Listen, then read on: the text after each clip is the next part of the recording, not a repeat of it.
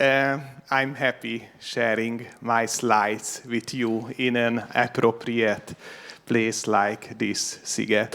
I guess it's a big controversy to be here and talking about sustainability, where people are flying in from all over Europe to spend their money in a totally different country for no reason, and somehow a bit destroying the nature of Budapest people, like this island. It is sometimes green. You won't believe it, but it is. But a lot of people are arriving and destroying the nature for us, and then they are listening to TEDx speakers talking about sustainability. So a few words about me. I'm Dr. Gergely Litkai. I'm a lawyer, so a totally useless doctor. I'm 48 years old, which is a very good news for me because only 30 odd years remains for me to spend in an unsustainable way. And I'm making people laugh about settings with user-level Microsoft Office skills. You can see this PowerPoint. There is a very good saying in English about PowerPoint. PowerPoint is for people with no power and no point. So that's why I'm using this one. And my social utility rate is 2.5. I used to be a lawyer, then it was around 1.5. 10 is a doctor or a fireman. What are you doing just to see your social utility rate? Student, yes. What are you studying? Business. Then it's around 2. You know, because you will destroy the world you want to sell. Crazy idea. You, what, student as well? And what are you studying? Engineering. And what? Robotics. Okay, so you will take the other people's work. Nice jobs. It's 3. You know, it's together you can create one. But my social utility rate during the pandemic was 2. So a bit less as a comedian staying at home, but not 0 because I have a family. And they loved a lot about me. So I have a few questions to be interactive. Who is environmentally conscious here? Raise your hand. Who is not? What are you doing here? So it is a total mistake or transforming in a good way. So in Hungary, people are 92% environmentally conscious. It was a poll. There is 2 reasons behind it. That first is that we have not a very good skill in reading and understanding text. 40% of Hungarian people is functionally illiterate in Hungary. It means that they do not understand the timetables of the train, for example. That means that Hungarian State Railway in Hungary has a 40% target group because they won't complain that the train was late because they don't even understand where they want it to go. The other answer is that we like to lie. And are you environmentally conscious? Yes, of course, but we are lying. So the best one in Europe is Portugal. Is anyone from Portugal here? Yeah, we are less than 27, so statistically there was a lower odd for this. And they have 96% environmentally conscious people, which is beautiful. who is ready for a transformative change? It is the next question. Who knows what transformative change is? Yes, it is the big problem, because transformative change is what IPCC, UN, even the European Union says you have to make to save the world or conserve at this state. But transformative change is which is fundamental, which is quick or swift, and which is lasting, which is not very easy. Who had transformative change in their lives? Working on it, but in the past, so a successful transformative change. I tell you examples: divorce, birth of a child. If you have a child, it's a transformative change, definitely, because you won't sleep and you are giving up the better part of your life. No, I'm just joking. I have 3 kids, but with this experience. And in a transformative change, 2 fundamental things are necessary. First is the personal level. If you want to change, then you have to decide it and you have to go for it. And the other is the systematic climate for your change. And just one example, when we were performing about climate in Brussels for the EU Commission, making them laugh. It is not an easy job.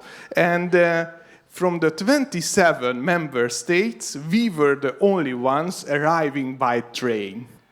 All the other members or all the other participants were arriving by plane, even from Luxembourg, which is crazy. And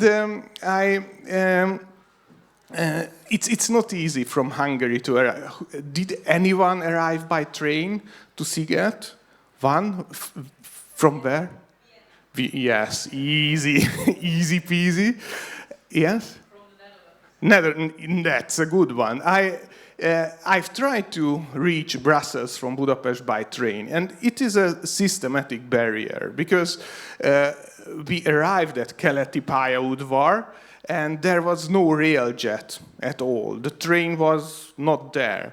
And there was no information. And I was just thinking, what can I do? There is no train, no information. And I have a MÁV application, Hungarian State Railway application, one of state-of-the-art application in the world, with a drop-up menu, which is very rare in phone applications. And it stated that rail jets departing 10 minutes earlier, which is not a good news if you are punctual, from a totally other station, Kelenföld, and the third word, which you do not like to see in a state railway announcement, usually. And if you are in the correct place at the correct time, but usually we decided to start from another station. So it is the systematic barrier. And who thinks that Netflix doesn't influence climate change?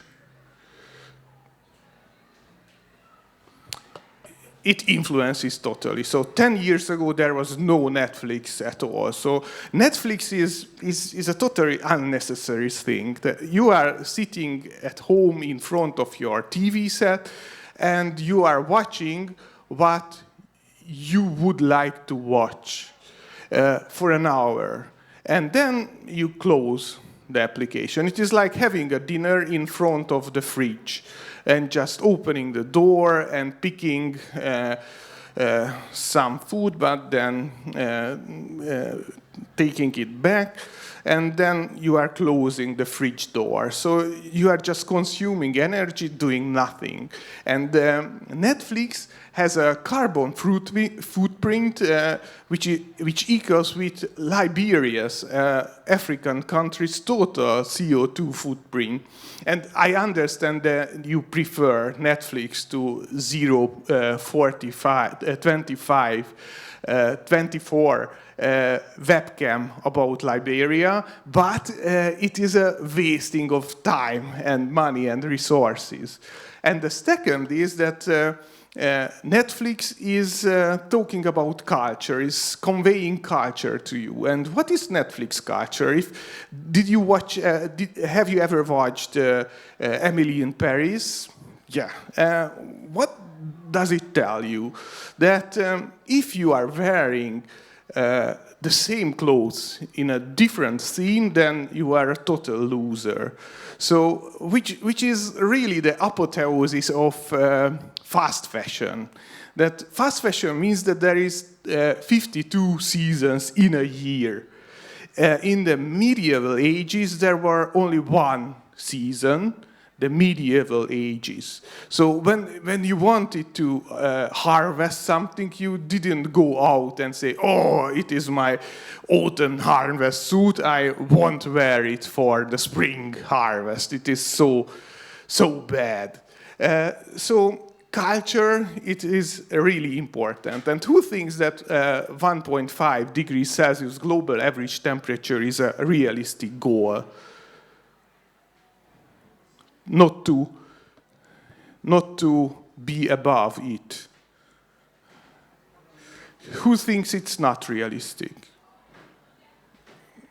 Okay, and it's interesting because you are just raising your hand, and what do you think if someone would kill you tomorrow? Okay, 50-50 choice, but if you think about it, even between the 1.5 degree and 2 degrees, millions of people will lose their country, not their home, their country. That means when they first fell in love, the first kiss, the first movie, everything vanishes. And which is raising, oh, it's 1.5 degrees, that's okay for me. And who thinks that growth won't kill us after the first presentation? One person, yes, but I guess nature is a very good example for growth. My daughter is 18 years old and is 1 meter 80 centimeters. If he keeps on this track at 36, he will be 3 meters and 60 centimeters, which is not good for a female citizen in Hungary. I guess it's not a good opportunity to live with. And the next one is the connection with the nature, because I guess it is the fundamental problem. Who thinks that he or she or they is part of nature? Who thinks that he is owner of the nature? Okay, and who doesn't like to raise its hand? Okay, because I have just one example. If you are just comparing the two genomes between two beings like human and human, or human and chimpanzee, human and dog. Even a human and dog has 94% overlap in our genes. And for example, in human and banana, there is 60% overlap in our genes. And it is sheer luck that you are not a banana, but a human being. So in the morning when you went to the Lidl, then bananas were not picking you, but you were picking the bananas, which is only the luck of the evolution.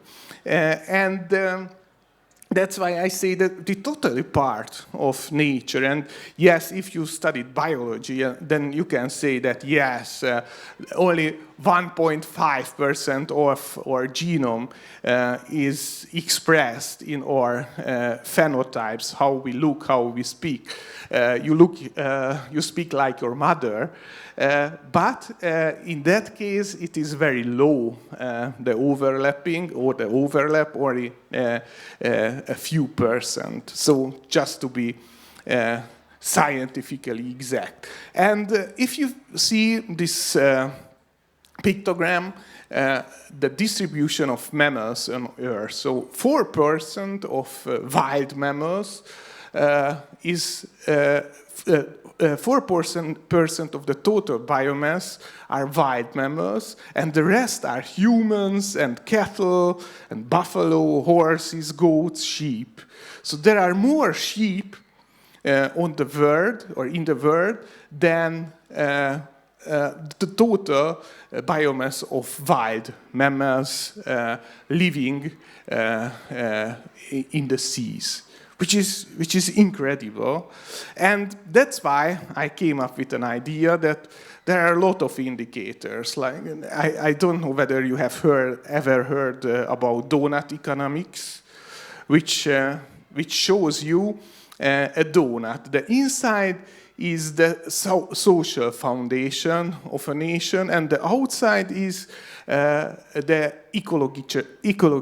ecological ceiling or the planetary boundaries. So, for example, this country is Austria and this is Hungary. And Austria, in a lot of terms, is trespassing its planetary boundaries. Hungary is trespassing less boundaries with less success in social foundation. But if we compare Hungary to Austria, we see that Austria is having a better life with a way bigger footprint. But if we see Chad in Africa, so they have no footprint at all. So they live in a very natural way. That's why we want to intervene as Hungary in the Chad politics. Yeah, there is no water and no education, and a lot of social foundation is lacking. But I guess if we compare the two countries, we should go in the direction of Chad. And in the inner side, in the inner circle, we started it in Hungary in a really at a really big pace, but we can reach Chad in the ecological footprint as well. And if you want to prepare countries by other indicators like happiness, ecological footprint, or GDP, the Easterling factor that we were talking about. Easterling factor means that $1 increase in the GDP increases the happiness by 8 or 9 or 10 or 0 points.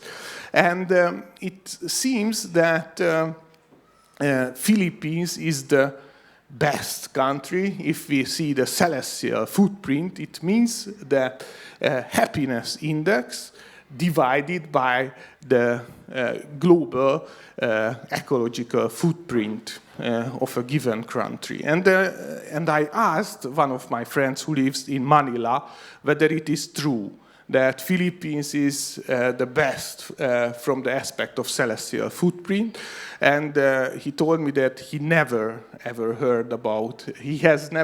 heard about it, but he's happy when he arrives alive at home, and they have a lot of trees.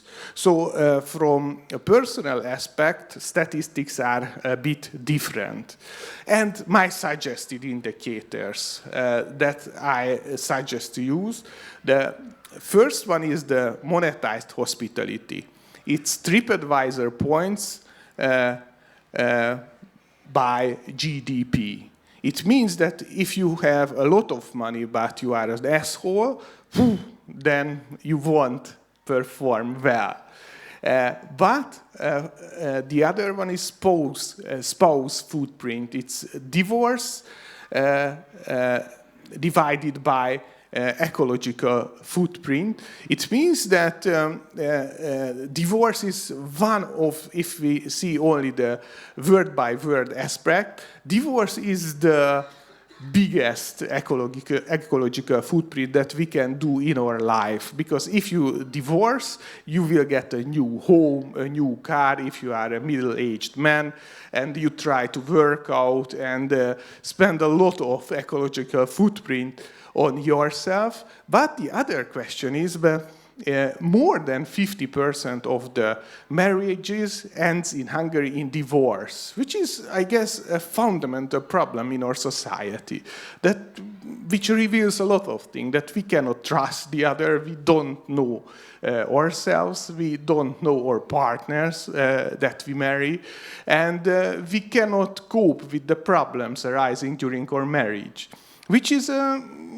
very, very harsh statement, because what about business? What about politics? What about friendships if we make a lifelong decision that badly? And the body effect, it is also very important, is GDP per capita divided friends per capita. If you are rich but you have no friends, it doesn't make any sense, because you cannot call anyone that, I have a new yacht. No one is interested in it. And the next one, it's coherence divided by cohesion indicator. It's alcohol consumption per capita divided by NGOs per capita. So if you have a social problem, which means do you choose? I will have a shot, or I join an NGO. I guess the second one is a better choice, because you can also have a shot at an NGO's party. And the end cooling, it's my main idea. It's the nature coolness indicator. Its contribution to total pleasantness divided by contribution to total unpleasantness. It is like the Hungarian State Railway is a very good example for that, because it might contribute to the national pleasantness hugely, but as I mentioned before, they are not contributing at all. From the 4 dimensions, they gave up on time. They are just focusing on the remaining 3. So I guess if we would use those indicators, then we would have a much better society. We could survive even after my death. So good luck with that. Thank you for listening to me.